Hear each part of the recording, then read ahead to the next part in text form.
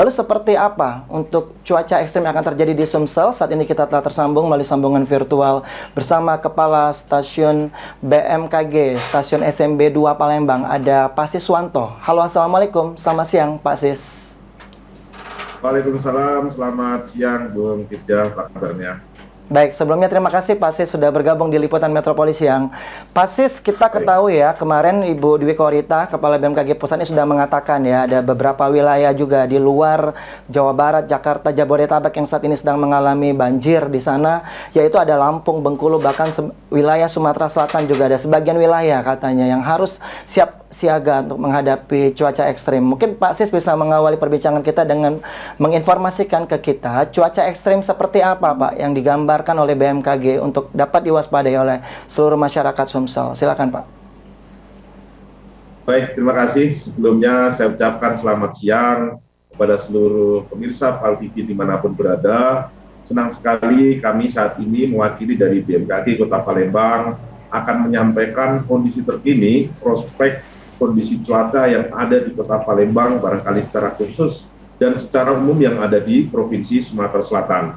Benar bahwa saat ini di bulan Maret 2025, Sumatera Selatan secara klimatologi masih berada di musim penghujan. Nah, barangkali kalau kita lihat, sepekan terakhir ini, dampak nyata yang diakibatkan oleh adanya kondisi cuaca ekstrim yang ada di Sumatera Selatan, itu setidaknya yang ada di Musirawas Utara, kemudian Patawang, Lahat, Muara Enim, bahkan Pali, dan beberapa kabupaten kota lainnya, kami menerima informasi dampak dari curah hujan yang jatuh di beberapa hari terakhir setidaknya sudah berdampak berupa banjir maupun genangan yang ada di pemukiman warga. Barangkali itu untuk sementara, Bu. Oke, saya ingin Pak Sis bisa membreakdown ya untuk bahasa atau kata-kata kalimat cuaca ekstrim yang dimaksud ini seperti apa Pak? Hujan dengan yang tidak biasa itu seperti apa Pak Sis? Bisa digambarkan kepada kita? Ya, barangkali kembali kepada tugas pokok kami yang pertama bahwa BMKG menjadi salah satu perpanjangan dari pemerintah untuk melaksanakan kegiatan observasi maupun monitoring dari beberapa parameter cuaca. Kemudian dari beberapa parameter cuaca tersebut tentunya kami akan melakukan analisis dan pengolahan datanya. Kemudian dari hasil analisis maupun pengolahan datanya kami akan mendapatkan sebuah informasi.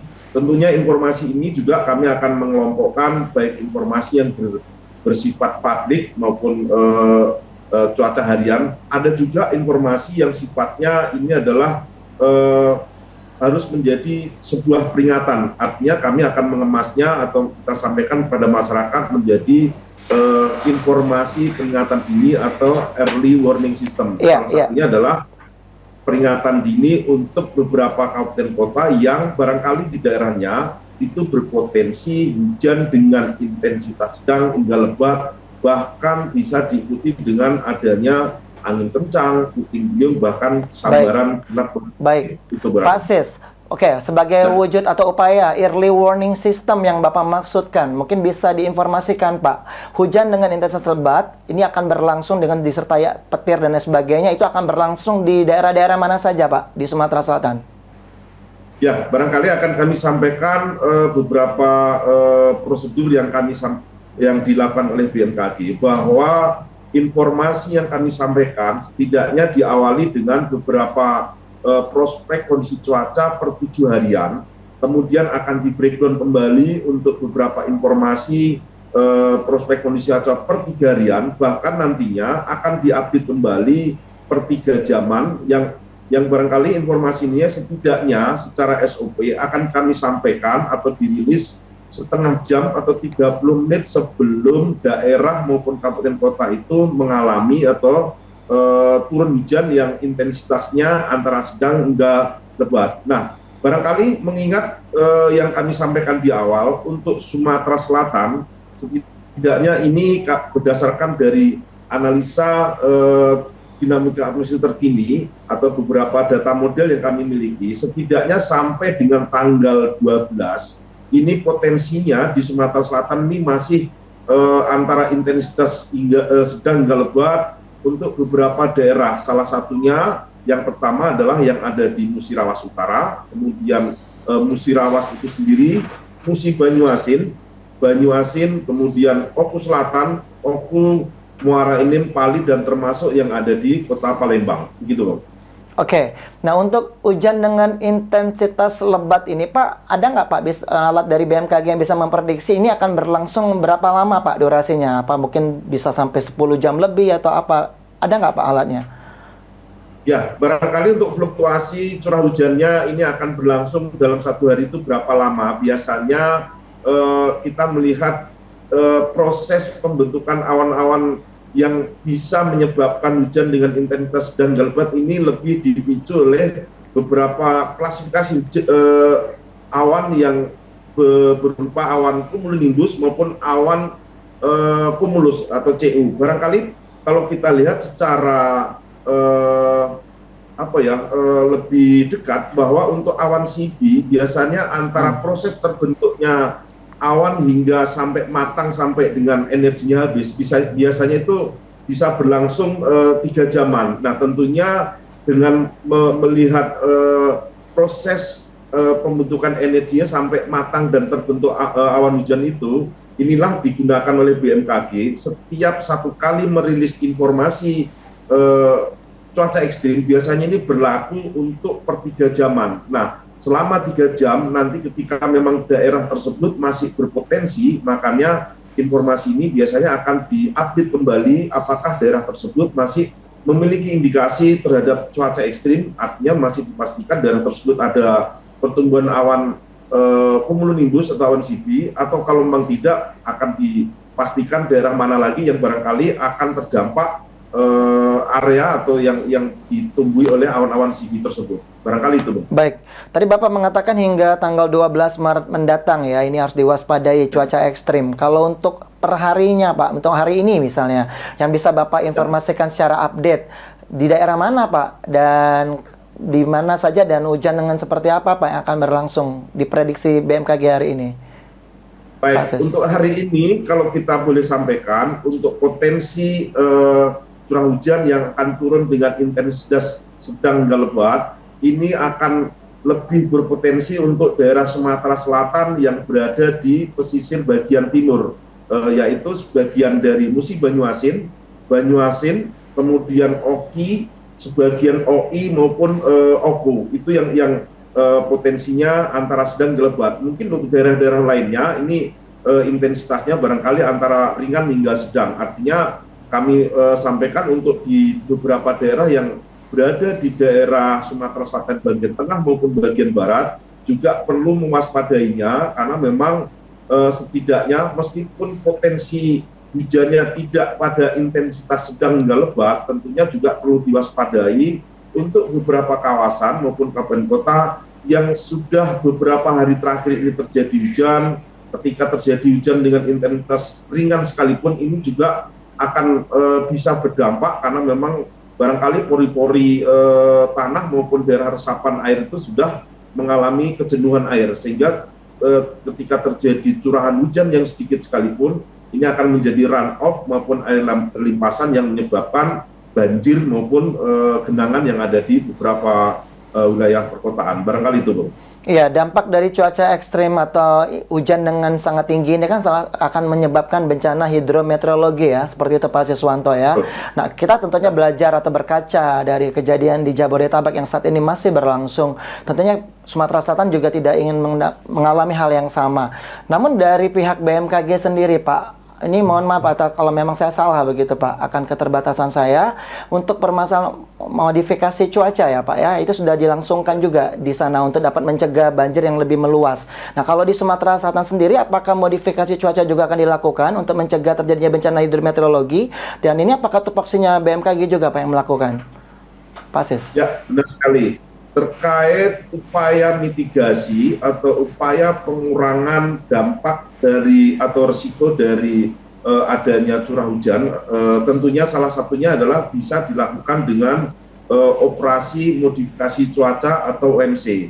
Nah saat ini untuk kegiatan OMC memang secara tupoksi berada di kami di BMKG, karena memang saat ini di BMKG sudah ada ketambahan satu kedeputian, yaitu Deputi Modifikasi Cuaca. Nah, pertanyaannya, apakah dampak kondisi cuaca ekstrim yang ada di Sumatera Selatan akan dilakukan kegiatan OMC? Tentunya ini perlu dilakukan kajian lebih lanjut, apakah memang beberapa hari ke depan kondisi cuaca yang memang kita prediksi sampai dengan tanggal 12 Maret ini masih berpotensi masih terjadi hujan, apakah perlu dilakukan OMC? Tentunya ini kami di BMKG tidak bisa memutuskan sendiri, karena memang dari sisi pelaksanaannya kami juga akan melibatkan beberapa stakeholder, misalkan salah satunya adalah dengan BNPB yang dalam hal ini diwakili oleh BPBD Sumatera Selatan, termasuk barangkali perlu dipikirkan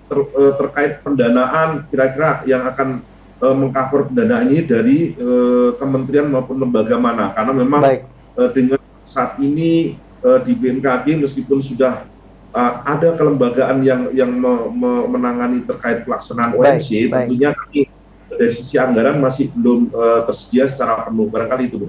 Baik, pada kesempatan ini Pak Sis, mungkin Anda juga dapat mengedukasi pemirsa yang mungkin awam untuk mengetahui operasi modifikasi cuaca yang dimaksud ini seperti apa, Pak?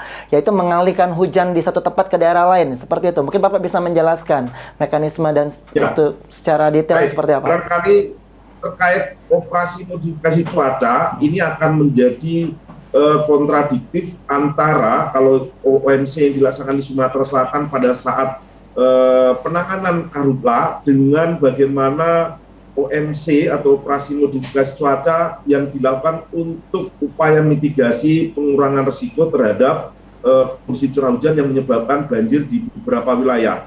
Untuk kegiatan OMC yang dilakukan untuk upaya mitigasi penanganan banjir, barangkali BMKG melakukannya adalah dengan prinsip bahwa awan yang memang barangkali akan tumbuh atau masuk ke beberapa wilayah yang memang sudah terjadi banjir atau memiliki indikasi maupun potensi banjir, ini biasanya akan dijatuhkan lebih awal sebelum masuk ke wilayah atau daerah yang memiliki potensi terhadap banjir tersebut. Barangkali dengan evaluasi, setidaknya kalau memang dari awal prediksinya kita bisa berpotensi hujannya itu intensitas sedang lebat, barangkali arahnya ini diharapkan adalah dengan OMC intensitasnya itu barangkali bisa menjadi kurang atau barangkali lebih ringan ya, atau memang kalau memungkinkan adalah sebelum masuk ke wilayah yang berpotensi bencana itu biasanya hujan akan dijatuhkan di daerah-daerah kawasan yang masih berada di wilayah perairan, sehingga tidak menyebabkan dampak banjir maupun genangan di daerah lain. Artinya bukan berarti kita hanya menjatuhkan di satu tempat tanpa harus memperhitungkan bagaimana dampak maupun risiko lingkungan di tempat lainnya. Barangkali itu, Bung. Ya, paham saya maksud Pak Sis dengan kata kontradiktif tadi ya. Takutnya dipindahkan malah bukan yang meredahkan bencana tersebut, justru menambah atau menjadikan bencana di tempat lain takutnya, begitu Pak ya, apalagi nanti air sungai bisa meluap dan lain sebagainya. Baik, Pak Sis, untuk di akhir perbincangan kita, karena durasi kita terbatas, Pak Sis mungkin bisa ingin menyampaikan sekali lagi ya, early warning system dari BMKG kepada masyarakat per 3 jam sekali, itu diinformasikan kemana Pak? Lalu apa tentunya yang harus disiapkan oleh masyarakat agar tentunya hal-hal yang tidak diinginkan tidak terjadi? Silakan Pak Sis.